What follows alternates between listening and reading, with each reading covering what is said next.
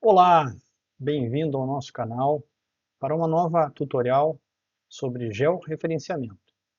O que é georreferenciamento? É um processo técnico para a localização de um objeto em relação ao nosso querido planeta Terra. Requer um sistema matemático de referência com coordenadas no tempo e no espaço. As coordenadas geográficas de latitude, longitude e altitude, e também coordenadas em referência ao tempo. Normalmente a gente utiliza a data, pode ter hora, pode ter minuto, pode ter segundos e frações, dependendo da precisão do registro.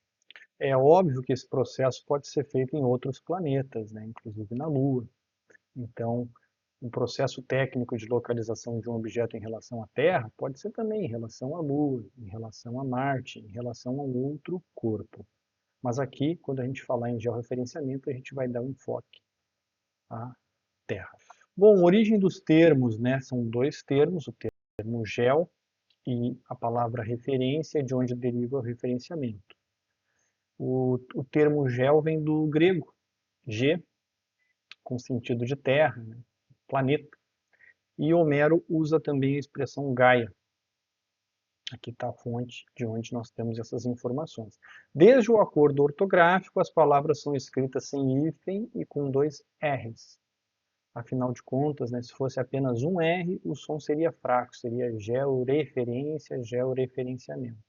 Com o duplo R, vai ter então a força, né, georreferência, georreferenciamento. E aí você vai ver que tem termos próximos, palavras que são da mesma família, né? Todas elas compartilham o mesmo prefixo geo. Geoinformação, geociências, geografia, geopolítica, geologia, geocêntrico, entre muitas outras. Bom, o que é georreferência, então? A georreferência ela tem pelo menos 4 coordenadas. 3 coordenadas estão relacionadas ao espaço, já falamos, né? Vamos repetir aqui a latitude, a longitude e a altitude. Lembrando que as altitudes podem ser negativas ou positivas, ou seja, o que estiver acima do nível do mar aparece com uma altitude positiva, e o que estiver abaixo do nível do mar com uma altitude negativa. Tá? Também as coordenadas de latitude e longitude, elas podem aparecer como negativo ou positivo, dependendo do hemisfério em que se encontra o ponto. Vamos ver no esquema aqui que nós desenhamos para vocês. Ó. O que está ao norte da linha do Equador tem latitude positiva. O que está ao sul da linha do Equador tem latitude negativa. Então, pessoal, a maior parte do Brasil tem latitudes negativas, mas a gente não deve desconsiderar que tem um pedacinho pequeno do Brasil que está no hemisfério norte. E, portanto, esse pedaço ele vai aparecer com latitudes positivas. Bom, em relação às longitudes, a gente tem como base o meridiano de Greenwich, então que aparece a leste do meridiano de Greenwich, aparece com longitude positiva, e o que aparece a oeste aparece com longitude negativa. Eu coloquei as letras aqui de L e E, ou O e W, porque ele pode aparecer às vezes em língua portuguesa, né, leste-oeste, ou também pode aparecer em língua inglesa, como East e West. Tem que estar atento.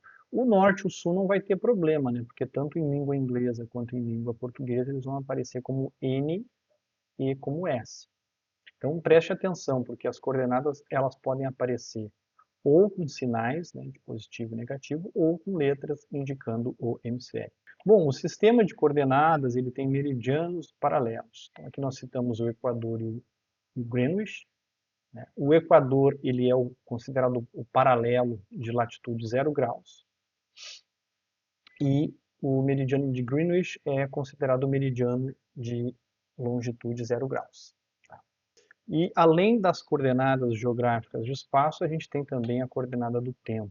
Geralmente a data, né? Ou se você quiser ser mais preciso, pode até colocar a data, a hora, o minuto, mas aí sim você tem um processo de georreferência quando for, né, anotar, fazer um registro de um ponto no espaço, você precisa ter essas 4 coordenadas. Bom, altitude, se você está coletando o ponto na superfície, a gente pode até desconsiderar a altitude, tá? Porque daí a gente considera que está na superfície do planeta. Agora, se você vai trabalhar com pontos, né, que são pontos aéreos ou pontos que sejam na, em locais oceânicos, onde tem corpos d'água, onde tem profundidade, aí você talvez precise trabalhar também com altitudes positivas ou negativas, né?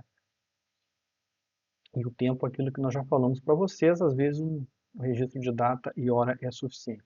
Aqui, né, só para a gente ilustrar a questão das altitudes, né, o que aparece acima do nível do mar aparece como altitude positiva, aviões, drones, né, quem trabalha com alpinismo, montanha, provavelmente vai trabalhar com altitudes positivas. Quem trabalha com mergulho, né, o pessoal aí da oceanografia e outras ciências também que trabalham com áreas de profundidades, aí sim vão encontrar altitudes negativas.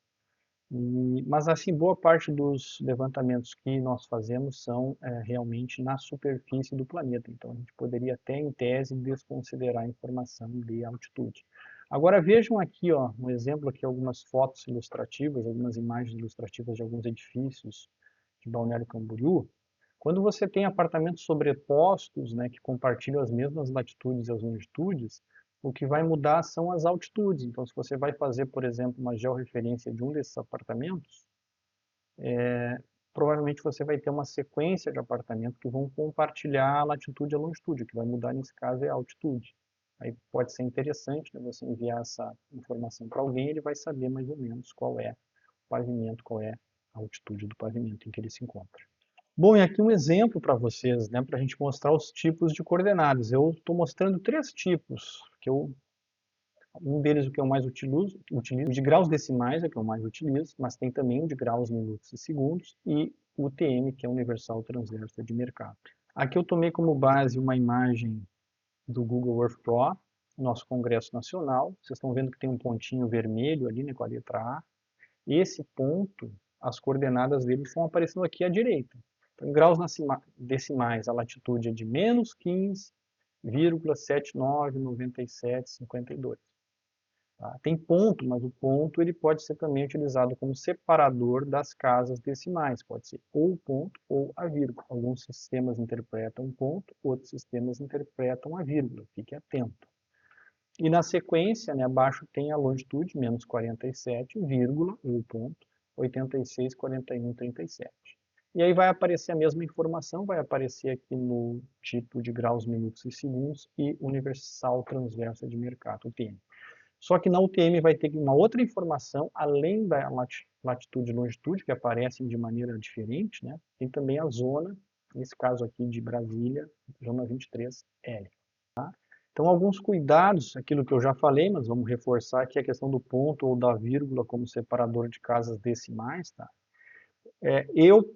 Por exemplo, no sistema que eu utilizo, na planilha eletrônica que eu utilizo, para mim, o ponto ele aparece como separador de milhar, né? Milhar, milhão, bilhão, e a vírgula aparece como separador de casas decimais.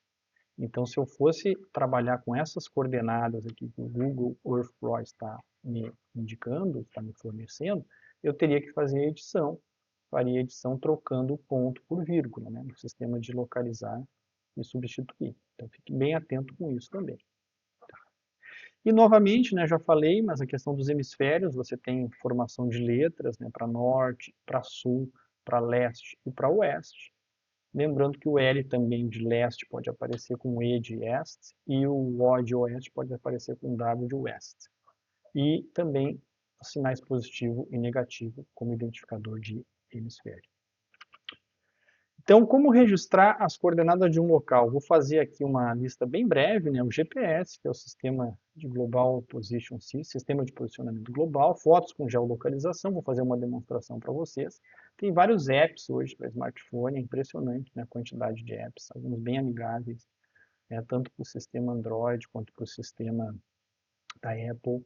E tem o Google Earth Pro. Vou fazer uma demonstração desses dois, tá? Fotos com geolocalização e Google Earth Pro. Então, tem algumas fotografias que vocês estão vendo aqui que eu tirei em dezembro de 2025, né? Há poucos meses.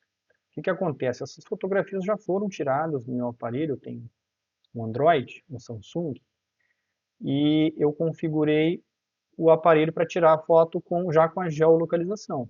Então, quando eu clico numa delas aqui, ó, vocês estão vendo, eu vou clicar nessa foto aqui, Estou abrindo aqui no aplicativo do meu Windows, que é o Fotos, tá? Ele abriu aqui, tem aqui um ícone de informações. Quando eu clico em informações, aparece do lado aqui a informação da georreferência, né? Aí eu vou clicar aqui nesse mapinha, ele vai abrir, né, o local, está mostrando aqui a quadra polidesportiva do Colégio Estadual Teresa da Silva Ramos, aqui em Matinhos, está aqui o ponto, e aqui você tem as coordenadas de latitude e longitude, olha só que interessante, bem legal. E agora nós temos o aplicativo Google Earth Pro, eu vou digitar aqui Colégio Estadual Teresa da Silva Ramos, Matinhos, Paraná. Olha, já encontrou, está aproximando.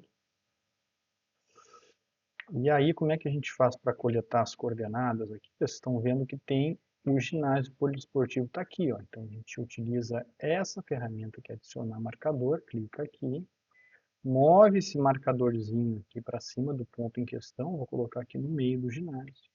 E aqui você já tem a latitude e a longitude.